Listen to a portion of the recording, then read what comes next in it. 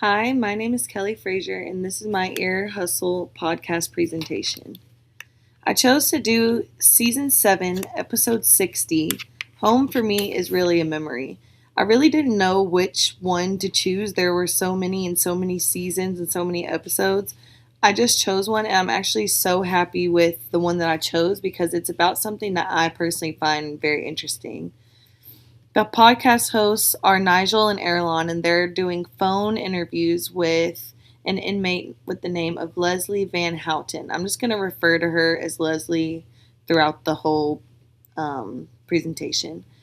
She's currently incarcerated at the time of the interviews in 2021 in California Institution for Women. I did some research, and she's now out on parole. So this is Leslie Van Houten. She's 70 years old, and she's been incarcerated for the murder of Leno and Rosemary LaBianca from 1969. Leslie's life was your average California lifestyle. She had a very stable childhood. She was raised by her two parents. She was middle class. She was popular in school. She was elected homecoming queen 2 times, had lots of friends. She told lots of stories about her childhood and going to the fairs with her families and riding on her dad's shoulders. So she loved her parents a lot, loved her childhood. At the age of 14, her parents got divorced, and at 17, she became pregnant. During the time of her parents' divorce, she got involved in drugs at a young age, starting with marijuana and actively using LSD, which is a hallucinogenic drug. When she became pregnant at 17, her parents forced her to undergo an illegal abortion. She described this abortion to be very traumatic. She felt shame and rejection and abandonment by her family. And at the time, abortions were not illegal, so this was something that was done very secretive and behind closed doors and was surely very painful. So this caused her to have a lot of resentment towards her family. She dropped out of high school shortly after that, and when fusing the marijuana and the LSD, she began hitchhiking, and this is what really led her to her downward spiral.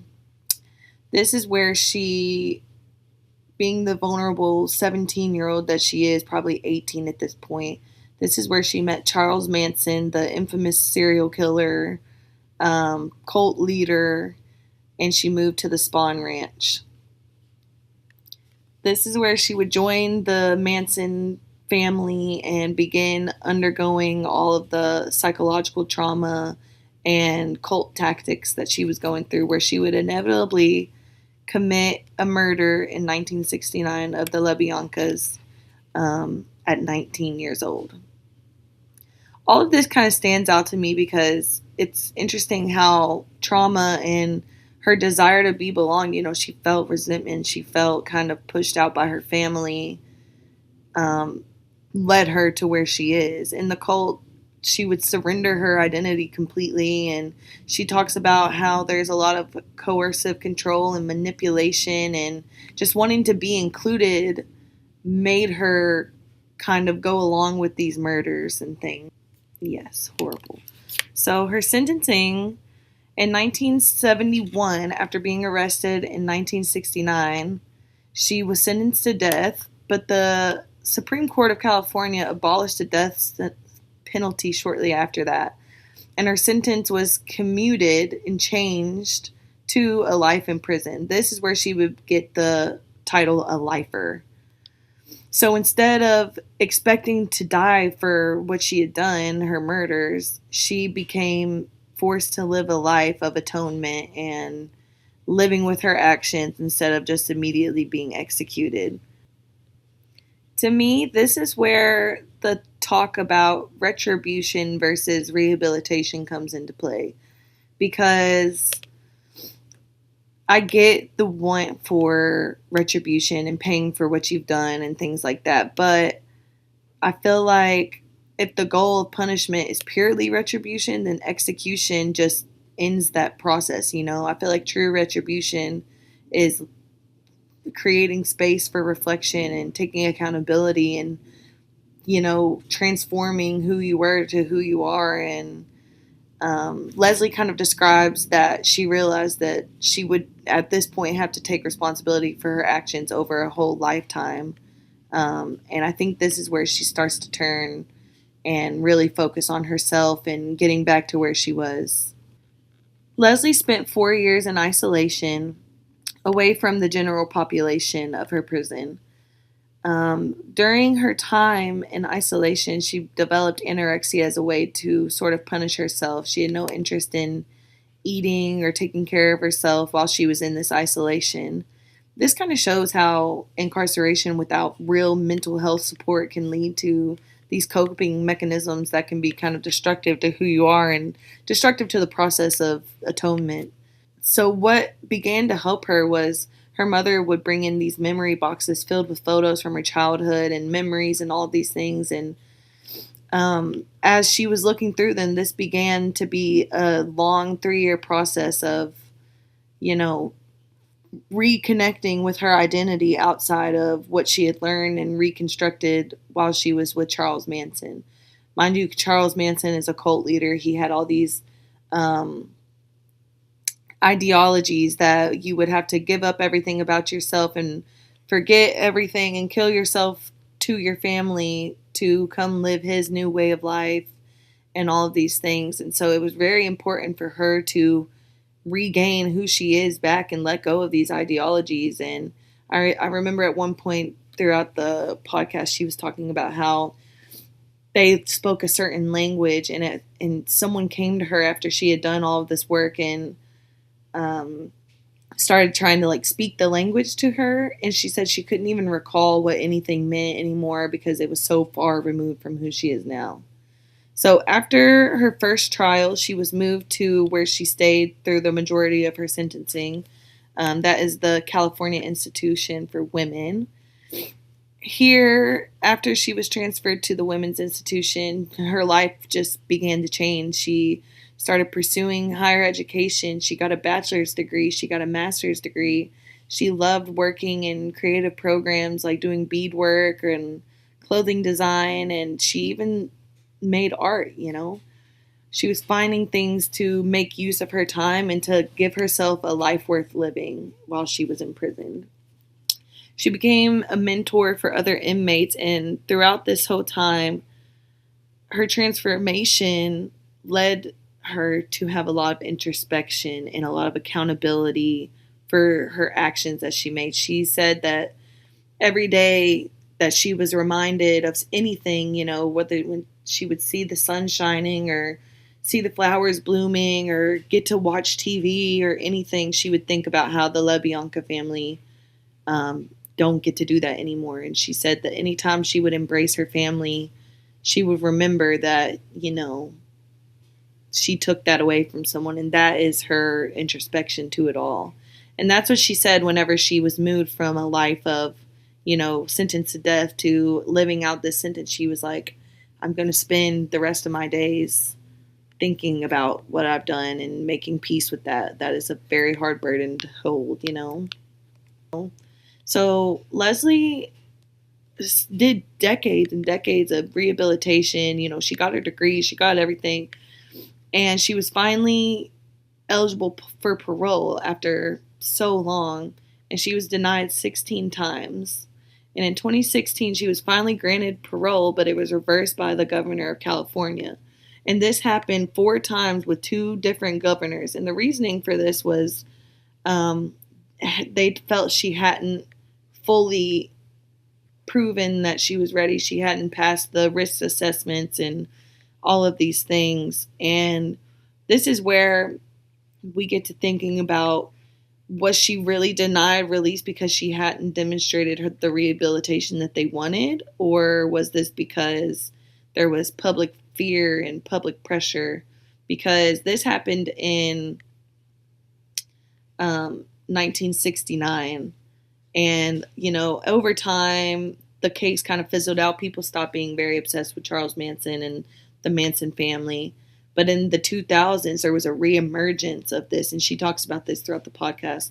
And I feel like this is probably what led her to not getting that release or that parole opportunity. The issues with correctional confinement, I feel like this episode specifically shows a lot of like systemic issues.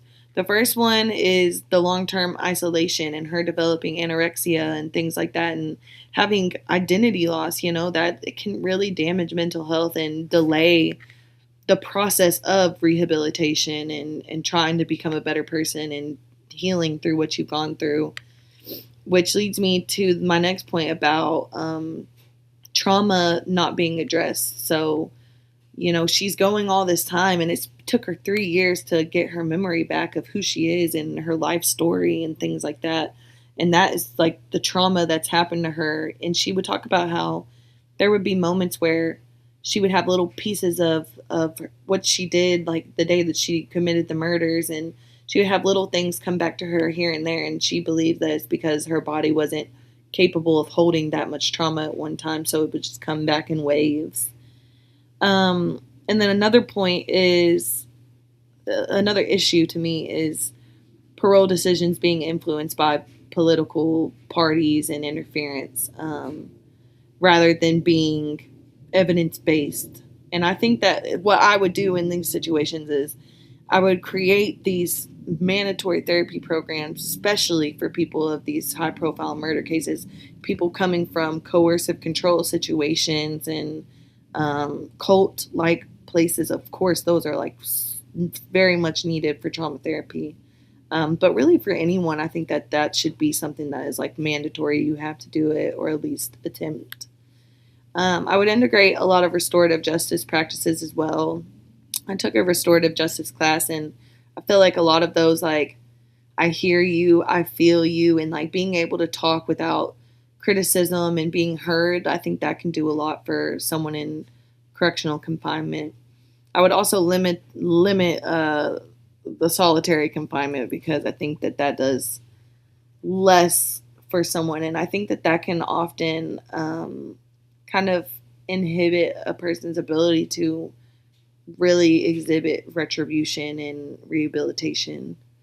And then, like I said, the evidence based parole decisions. I don't think that the notoriety of a crime should determine whether or not a person is eligible for parole. Like, if you took a look at Leslie in her life, she had made all of these great advancements and would have been a perfect candidate to send back into society and integrate slowly. But because of the high profile of the case and the public and the social parts, she was never able to do that.